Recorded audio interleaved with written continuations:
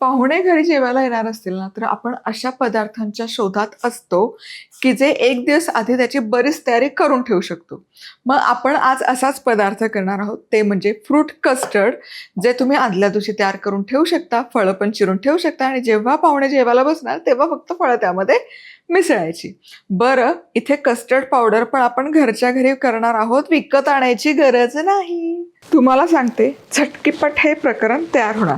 सगळ्यात आधी दूध गरम करायचं, कढईला लागू नये म्हणून थोडं पाणी घालूयात, अगदी थोडंसं पाणी, जेणेकरून दूध खाली बेसला चिकटणार नाही.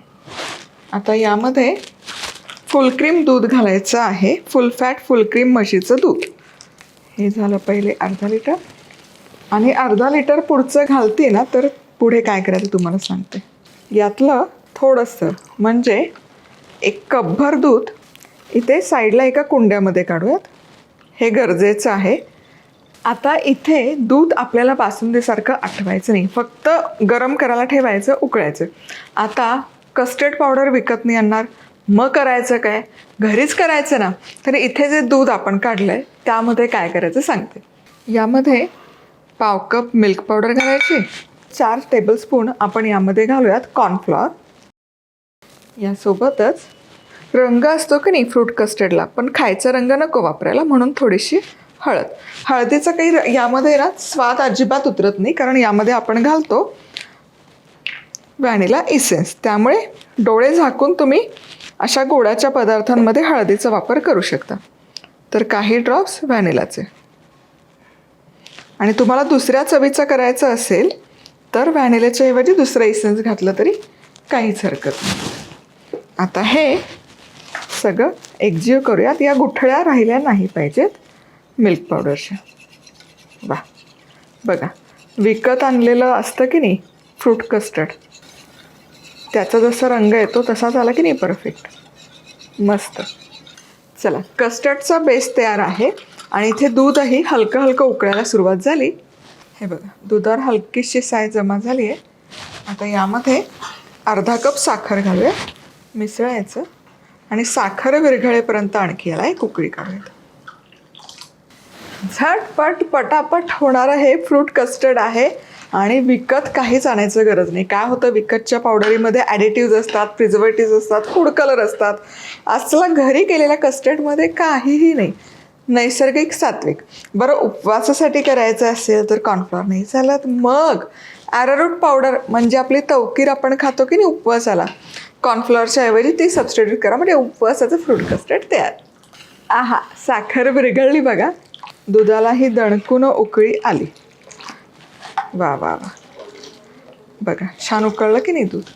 आता यामध्ये आपण हे जे मिश्रण केलं आहे कस्टर्डचं, वा, हळदीचा रंग आहे ना, जसजशी शिजते तसतसा खुलत जातो, त्यामुळे खूप हळद नका घालू, पाव चमचा हळद पुरेशी आहे. तर हे सगळं मिश्रण एका गोमध्ये यामध्ये घालायचं आणि लगोलग असं ढवळायचं. ढवळायचं सोडू नका बघा, जोवर हे आता घट्ट नाही होत तोवर सोडायचं नाही. असं मिक्स करत शिजवायत ठेवायचं. अगदी 3-4 मिनिटे लागतात, फार काही जास्त वेळ लागत नाही. कॉर्नफ्लॉवर घातलं ना की किमान एक 7 ते 8 मिनिटं तरी एकसारखं ढवळत हे शिजवायचं. नाहीतर काय होतं, कस्टर्डचं मिश्रण बेसला चिकटून जातं, ते करपून जातं. त्यामुळे अजिबात सोडायचं नाही. आणि दुसरी गोष्ट, कॉर्नफ्लॉवर शिजलं देखील पाहिजे, ते कच्चं राहिलं तर चव अजिबात छान लागत नाही. तर इथे 7 ते 8 मिनिट हे मिश्रण छान शिजवून घेतलं आणि बघा, मिश्रण ऑलरेडी दाटसर व्हायला सुरुवात झाली. आता याच्या पुढे मी जास्त शिजवणार नाही, खूप आणखी शिजवलं ना तर हे एकदमच मग आहे ना घट्ट होईल, कारण जसजसं हे थंड होणार तसतसं आणखी हे घट्ट होणार. पण हे बघा, ऑलरेडी बऱ्यापैकी घट्ट झालं आहे. त्यामुळे पाव कप मिल्क पावडर, अर्धा कप साखर आणि पाव कप कॉर्नफ्लॉवर, अगदी अचूक प्रमाण आहे. आणि पाव चमचा हळद, 1 लिटर दुधाकरता. मस्त. आणि हे झालं आहे कसं, हे बघा, चमच्याचं बॅक साईड आहे हे पूर्ण कोट झाली आणि मिश्रण असं त्याला चिकटून बसलं. हे बघा, सरकत नाही, याचा अर्थ हे छान दाटसर झालं आहे. आहा, विकत कस्टर्ड पावडर आणतो ना त्यापेक्षाही हे चवीला भन्नाट होतं. वा वा. तुझा मी विचारतो, तू बस. ओके.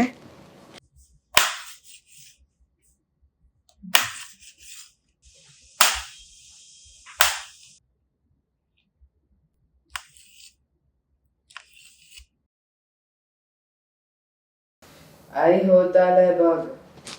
अरे वा. हा, फ्रुट्स पण चिरून होत आहेत. तोवर हलकंसं कस्टर्डचं मिश्रणही आपलं थंड होत आलंय. आता हे बघा, मगाशी आपण घेतलं होतं ना, त्यापेक्षाही हे घट्ट घट्ट व्हायला सुरुवात झाली आहे, म्हणून जास्त त्यामध्ये पावडर टाकायची गरज नाही. आता हे काचेच्या बाउलमध्ये काढते. झाकण ठेवायचं, म्हणजे त्यावर साय नाही चढत, आणि फ्रीजमध्ये थंड करण्यासाठी ठेवायचं. हा, तासभर फ्रीजमध्ये हे ठेवलं होतं आणि हा बेस पूर्ण थंड, व्यवस्थित थंड झालेला आहे. अरे वा, छान दिसतंय की ग. हो ना. आता यामध्ये फळं घालूयात. हे बघा, थंड झालं, आणखी दाटसर झालं बघा. ऑलमोस्ट रबडी कशी असते त्या कन्सिस्टन्सीचं झालं. परफेक्ट. आता फळं घातलं की हे आणखी सैल होतं. सगळ्यात आधी डाळिंबाचे दाणे. फळं तुमच्या आवडीप्रमाणे कमी जास्त करू शकता. केळी, द्राक्ष, सफरचंद घातलं तरी चालेल. फक्त ज्या फळांना पाणी सुटतं, म्हणजे कलिंगड आहे, टरबूज आहे, अशी फळं घालायचं टाळायचं. आता हे मिसळूयात. वा वा वा वा, छान, मस्त. बघा, विकतच्या पावडरचं फ्रूट कस्टर्ड पण झक मारेल ह्या घरी केलेल्या फ्रूट कस्टर्ड पावडर समोर, आहे की नाही. बहारदार. वा वा वा, मस्त दिसतंय ग. आता मी खाऊनच बघते. मी पण खाते. Cheers.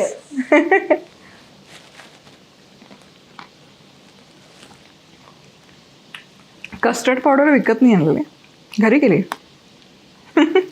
मस्त झालं.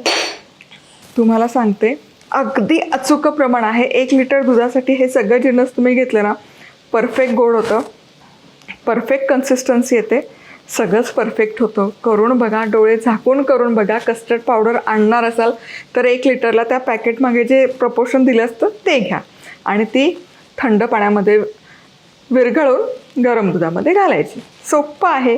असं करा, तसं करा, जसं करायचं तसं करा. पुन्हा भेटूयात अशाच थंडगार रेसिपीजसोबत. तोवर मस्त राहा, खुश राहा, आनंदी राहा, सगळ्यात महत्त्वाचं खात राहा.